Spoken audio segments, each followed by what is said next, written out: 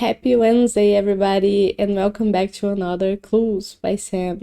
If you're new here and you don't know what Clues by Sam is, it's a daily logic puzzle game where you have 20 people who may be criminals or innocents, and they help you figure out who is what using clues that they themselves give you.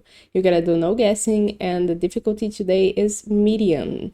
If you want to try the game before you watch the video, there's a link in the description, but if you just want to follow along, maybe you need some help, I'm gonna start right away and I'm gonna try to explain my logic. We have Wanda now telling us that both criminals in row 5 are connected. Wanda herself is in row 5 and we know that she is not a criminal.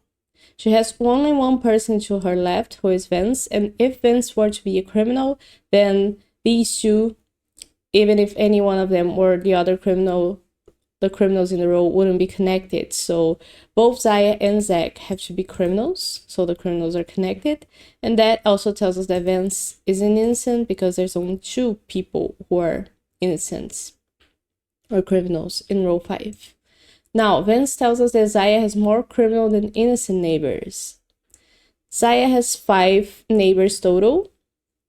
So we haven't found out about 3 of them yet, and all 3 could be criminals that would satisfy the clue. So we don't know about these people yet. Let's leave that clue there. Zaya now tells us there's an odd number of innocents in row 4. Row 4 is a row with most of her neighbors, and we know that at least 2 of them have to be criminals, so that she has more criminal neighbors than innocent neighbors. But Rob, for example, could also be a criminal in this situation, and like I said before, she would still have more criminal than innocent neighbors. So that clue doesn't tell us much yet. Now Zach tells us that everyone has at least one innocent neighbor. So we know that Zach has to have one innocent neighbor, which means that there has to be an innocent here who could either be Sarah or Tom,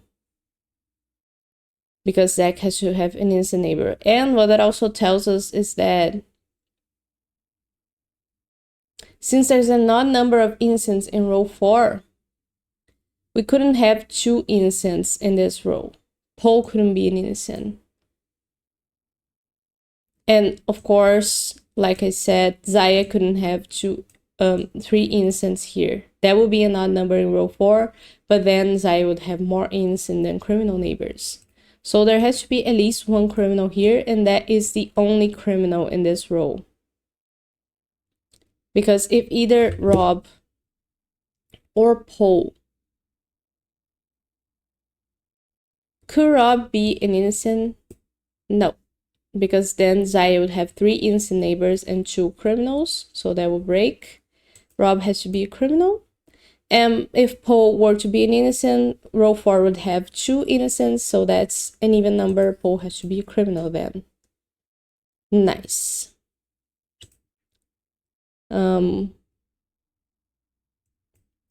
Now, Paul tells us there are as many innocent doctors as there are innocent painters.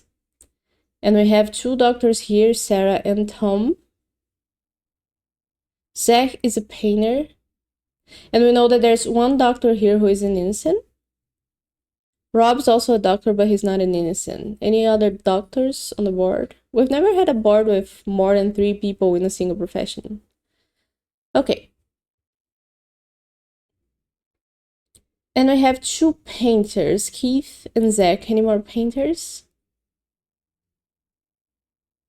Nope. So we know that we're gonna have only 1 single innocent doctor, so we have to have 1 single painter who is an innocent, and that has to be Keith. It can be Zach. So Keith is an innocent. And now Rob tells us there are exactly 2 innocents in row 3. Okay, we don't know about anybody in row 3 yet. So let's leave that there, and let's look at Keith's clue. There are as many innocent painters as there are innocent guards. Well, we know there's only 1 innocent painter, so there can be only 1 innocent guard. We have Olaf as a guard, and we have Vince. Vince is an innocent guard, so any other guards could not be innocent, which means that Olaf is a criminal. And now Olaf tells us that only one of the two innocents in column C is his neighbor. He has 3 people neighboring him in column C. Only one of them could be an innocent. And the other 2 people in column C are Zaya and Chloe. Zaya is already a criminal, but we have to have one more innocent in column C, so Chloe has to be that innocent. We don't need Olaf's clue anymore, do we? I guess we do. Because we gotta remember these 3 have only one innocent. So let's look at Chloe's. There are as many innocent guards as there are innocent judges. Well, there's only one innocent guard. That's the theme for today. And we have 2 judges in row 3. Any more judges anywhere? We have Zaya is a judge. But Zaya is a criminal, so we know there has to be one innocent judge here. Either Megan or Nicole.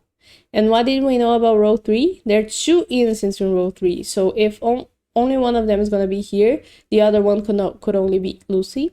So Lucy is an innocent. And now Lucy tells us that Sarah has exactly 2 innocent neighbors.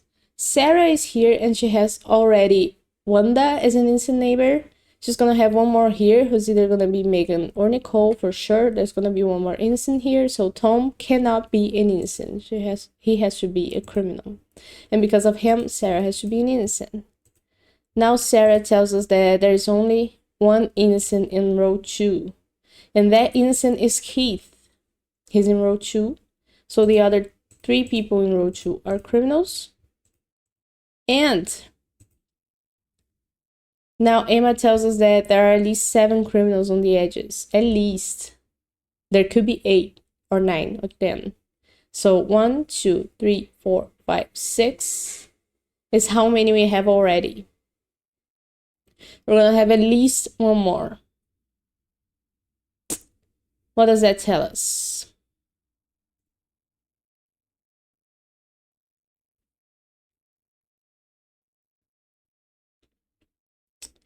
Oh, not related to this clue, I think, but we know that everybody has to have at least one innocent neighbor. So Anna, who is currently devoid of all innocent neighbors, has to have at least one, and that has to be Brian. There's no one else who could be her innocent neighbor, so Brian isn't innocent. And we know that either Anna or David, or maybe both of them, have to be criminals, so that we have at least 7 criminals on the edges. But now Brian tells us that Isaac and Jane have an equal number of innocent neighbors. What does that tell us? Isaac and Jane. Let's see how many innocent neighbors Isaac currently has. 1, 2, 3. Brian, Chloe, and Lucy. And Isaac's gonna have one more, so his 4th one is gonna be either Megan or Nicole. That's 4. What about Jane? Jane's gonna have 1, 2, 3 with Keith, Brian, and Chloe. But she's gonna have one more here as well. So both Isaac and Jane have 4 innocent neighbors already, which means that both Anna and David have to be criminals. Because we need 7 criminals, or I guess 8 criminals on the edges. Now, no new clues?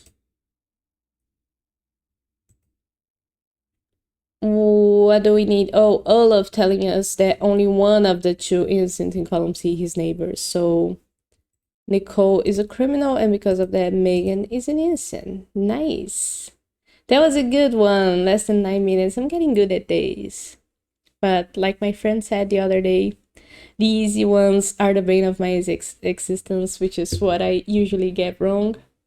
Usually because I try to do them too quickly, but in these ones I have fun and I enjoy them. I hope you enjoyed it as well. And if you did, or if you did play, let me know how it went for you. And I'll be back tomorrow with more Clues by Sam. So see you next time.